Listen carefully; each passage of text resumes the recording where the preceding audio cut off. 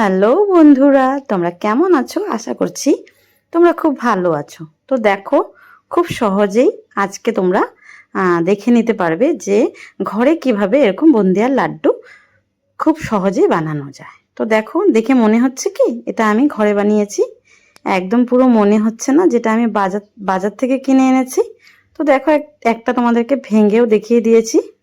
তো চলো দেখে নেওয়া যাক এই বুন্দিয়ার লাড্ডুটা বানাতে কি কি লাগবে আর কিভাবে আমরা বানাবো। তো দেখো, আগের দিন রাতে আমি বুটের ডাল, যেটাকে চানার ডাল বলে, এটা আমি ভিজিয়ে রেখেছিলাম।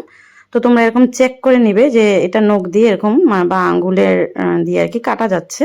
তো দেখো, এটাকে আমি জলটা একটা স্টেনারের মধ্যে ঝরিয়ে নেব। দেখতেই পাচ্ছ, একটা স্টেনার নিয়ে নিয়েছি। স্টেনারে সব মানে চানা ডালগুলো দিয়ে দেব। দিয়ে একটু জলটা একটু সময় রাখবো, একটু ওয়েট করবে তোমরা। তো তারপর দেখো, আমি একটা মিক্সি জারে নিয়ে নিয়েছি।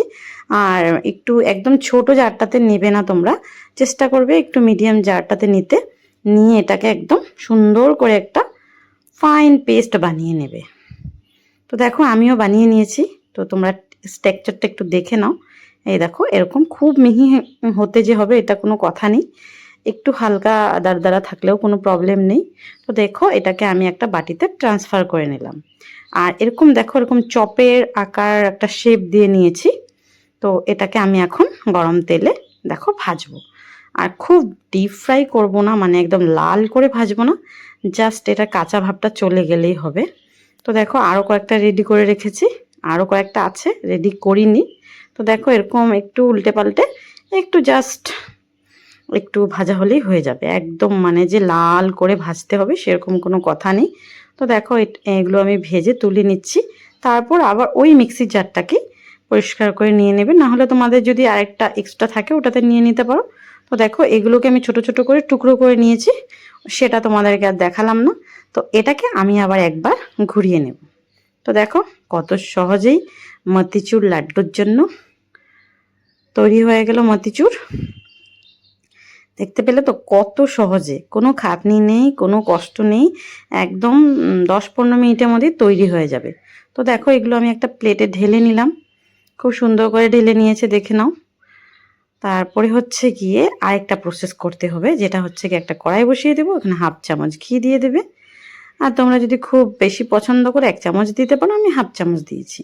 দিয়ে 1 চামচের মতন মগজ, যেটাকে নাকি অনেকে চারমগজ বলে, মেলান সিডস বলে, তো সেটাই একটু হালকা করে ভেজে নিয়েছি। আর ভেজে নেওয়ার পরে যেহেতু একটু ঘি থেকে গিয়েছে, আমি সেই ঘিটার মধ্যেই 1 বাটি চিনি দিয়ে দিলাম। 1 বাটি যেহেতু চিনি দিয়েছি বন্ধুরা, তোমরাও চেষ্টা করবে 1 বাটি চিনির জন্য 1 বাটি জল দেওয়া। তো দেখো, আমি 1 বাটি জল দিয়ে দিচ্ছি। তাহলে মানে কি হবে, শিরাটা যে হবে না, একটু চিটচিটে ভাবটা ভালো আসবে। আর খুব আমাদের তার তৈরি করতে হবে না, এটা জাস্ট মেল্ট হয়ে একটু আঠা আঠা ভাব, মানে একটু চিটচিটে ভাব চলে আসলেই হয়ে যাবে। তো খুব সুন্দর হবে। তো দেখো, এখানে আমি ইয়েলো ফুড কালারটা নিয়েছি। 2 রকমের লাড্ডু বাজারে পাওয়া যায় দেখবে বন্ধুরা, একটা হচ্ছে গিয়ে একদম অরেঞ্জ কালারের পাবে, আর একটা হচ্ছে গিয়ে এরকম হলুদ কালারের পাবে। তো যেহেতু আমার কাছে অরেঞ্জ ফুড কালারটা ছিল না, আমার কাছে ইয়েলোটা ছিল, আমি ইয়েলোটাই দিয়েছি।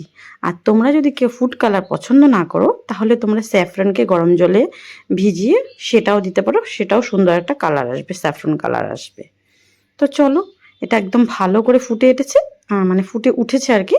তো এখন আমি সেই মতিচুরগুলো দিয়ে দেব।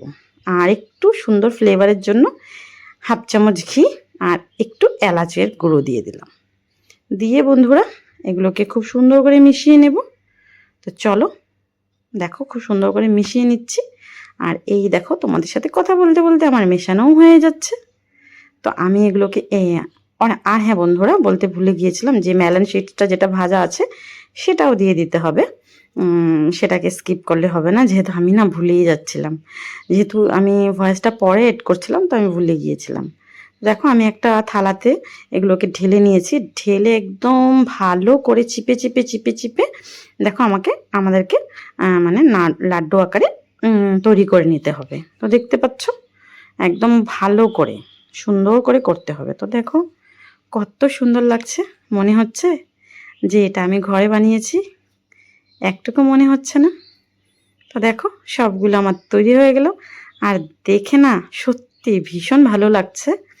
আমি না আগে ভাবতাম দোকান থেকে যখন মানে এরকম লাড্ডু কিনে আনতাম, ভাবতাম ওনারা এত ছোট ছোট মানে মিহিদানাগুলো বানায় কি করে। তো এটা যে এতটাই সহজ আজকে আমি জেনে গেলাম আর তোমাদের সাথেও শেয়ার করে দিলাম। তো দেখো বন্ধুরা, ভিডিওটা ভালো লাগলে তোমরা লাইক করে দিও, প্লিজ প্লিজ বন্ধুদের সাথে শেয়ার করে দিও। আর আমার চ্যানেলে নতুন হয়ে থাকলে আমার চ্যানেলটা সাবস্ক্রাইব করে আমার পাশে থেকো। দেখো আমি একটু খেয়ে দেখে নিলাম, আর সত্যি বন্ধুরা অসাধারণ হয়েছে, খুব টেস্টি হয়েছে।